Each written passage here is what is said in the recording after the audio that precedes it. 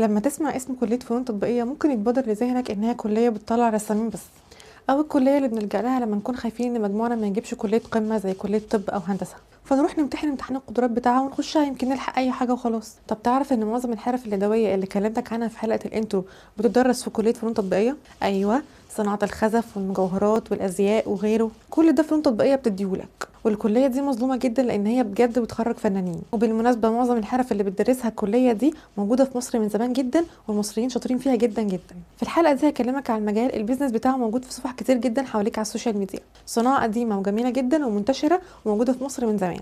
وموضوع حلقتنا النهارده هو تصميم وصناعه المجوهرات وتشكيل المعادن، حاجه كده للناس اللي بتحب تعمل الحاجه بايديها وعندها مخيله وذوق وشكل في التصميم. بصوا، هي حلقه سواريهاتي كده من الاخر. فلو اول مره تشوفني انا ده حسن، ولو شفتني قبل كده وعجبك المحتوى ما تنساش تعمل لايك وسبسكرايب وفعل زر الجرس عشان يجيلك كل جديد. ويلا بينا.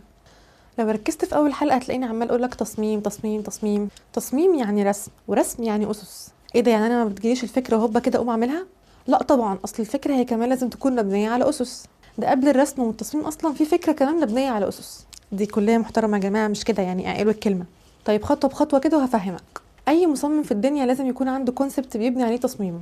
يعني التصميم بتاعك هتستوحيه من ايه، والحاجه اللي استوحيت منها دي هتدخلها ازاي في اللي انت هتصممه. لو انت حاسس ان انا بتكلم كلام ملعبك فكالعاده هوريك شويه امثله اشرح لك بيها وتفهمني بيها باذن الله. وهنا هنستعين ببراند مجوهرات شهير جدا وهو بندوره. ركزوا معايا في شويه الصور اللي هظهرها لكم دي. الكوليكشن ده لو تلاحظ كله فيه حاجات مشتركه، ورد، عصفوره، شجر، كلهم حاجات بتشوفها حواليك في الطبيعه، صح؟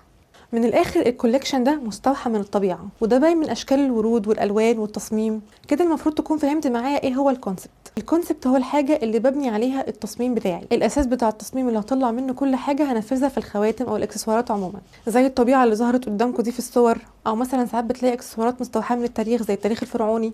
طيب خلصنا خطوه الكونسبت، وبعدين الخطوه اللي جايه دي هندسيه جدا. وبالمناسبه خريجين فنون تطبيقيه مهندسين في الواقع. المفروض ان انت بترسم الخاتم او الاكسسوار اللي انت هتصممه بمعايير ومواصفات معينه، وفي الفقره الجايه دي هعرض لك معايير اساسيه جدا في التصميم مع امثله طبعا وصور عشان ما تتوهش ومتزهقش مني.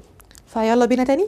اول معيار اسمه الريتم او الريتم. الريتم هو معيار مهم بيخليك تنجذب لقطعه الاكسسوارات اللي قدامك عن طريق تكرار رتم معين في القطعه. يعني مثلا شايفين القلب ده متكرر برتم معين ازاي؟ كل مسافه معينه حاطط قلب. نفس الكلام الصوره اللي وراها، شايفين الكره متكرره بنفس الرتم ازاي؟ الخاتم ده بقى شايفين الورده طالعه نازله ومتكرره بنفس الرتم. الرتم بيحسسك ان في حركه، والحركه دي هي اللي شدت انتباهك وعينك.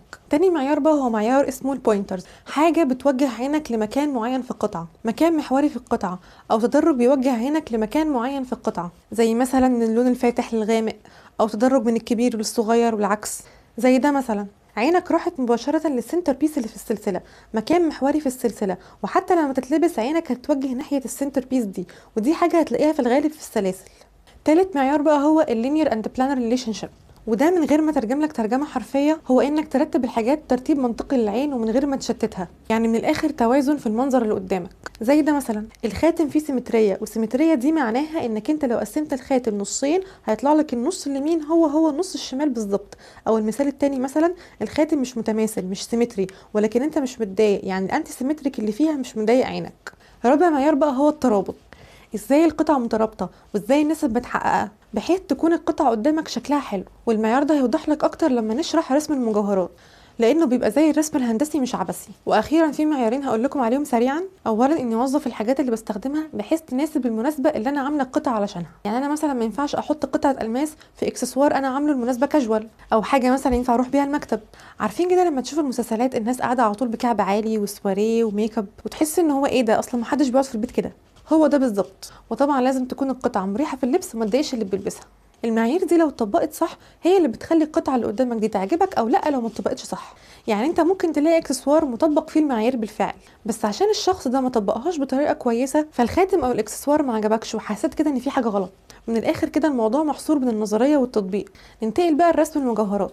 رسم المجوهرات هو رسم هندسي زي ما قلت لكم، لان لو تلاحظ الاحجار سواء على كانت شكل خماسي او سداسي او مربع فهو في الاخر شكل هندسي. وعلشان يترسم بطريقه ثنائيه او ثلاثيه الابعاد فانت لازم يكون عندك علم بالمحاور والظل والمنظور والنسبه والتناسب وهكذا، وده طبعا بتدرسه جوه الكليه. زي الفيديو اللي هعرضه قدامكم دلوقتي ده انستجرام مصممه مجوهرات مشهوره اسمها مارجريتا. شايفين الرسومات دي اللي مرسومه بابعاد ثلاثيه؟ الرسم ده ما كانش هيطلع كده الا واترسم بطريقه هندسيه وبنسب معينه وعلى محاور هندسيه سواء ثنائيه او ثلاثيه الابعاد. وطبعا تصميم المجوهرات زي اي تصميم ممكن يترسم سكتش على ورق او ديجيتال على برامج معينه زي الكاد مثلا او الكام. طب انتوا مش حاسين ان احنا ناسيين حاجه؟ الماتيريال يا شباب، الماتيريال طبعا. الماتيريال اللي هستخدمها لصناعه المجوهرات اللي انا بصممها لازم احطها في الاعتبار. وانا برسم المفروض يكون عندي تصور الجوهره اللي انا برسمها دي لونها هيكون عامل ازاي، الخاتم مثلا هيكون فضه ولا نحاس، سمك الحاجه مثلا، الجوهره دي هتتلزق ولا هتتلحم ازاي في المعدن. كل ده لازم يكون في اعتباري. بعد ما برسم بقى انا المفروض عايزه انفذ ازاي. لو رحتوا للصاغه بتوع الفضه هتلاقوهم بيشتغلوا بادوات قديمه كده، سبايك، ادوات تتني المعدن وتشكله وتسيحه لغايه ما اوصل للشكل المطلوب. انا بخلص الرسم وبعدين بعمل القالب اللي احط فيه المعدن المنصهر وبعدين ابدا اشكله واعمل له فينيشنج لغايه ما اوصل للشكل المطلوب. وممكن اعمل لكم فيديو باذن الله عن الادوات اللي ممكن تستعملها وتشتريها واماكن تاخد فيها كورسات عشان تبقى مصمم مجوهرات باذن الله. طيب في جزء انا عايزه انبهك ليه في الحلقه دي. هل لو انت ملحقتش فنون تطبيقيه لا قدر الله ممكن تطلع مصمم مجوهرات؟ الاجابه باذن الله. في كورسات كتير جدا ممكن تاخدها وتبقى مصمم مجوهرات. الموضوع ممكن يبقى صعب ومتعب شويه خصوصا انك انت ممكن تتطرق لمفاهيم هندسيه كتير لو انت مثلا درست حاجه بعيد شويه عن هندسه، لكن مع الوقت والدراسه والتطبيق باذن الله هتوصل. مهنه تشكيل المعادن مهنه قديمه جدا في مصر والمصريين محترفين فيها جدا. انزل محلات الفضه وخان الخليلي وانت تفهم. تصميم المجوهرات حاجه فنيه جميله جدا ومفيش بنت ما بتحبش تلبس خاتم او حلقه او اي اكسسوار.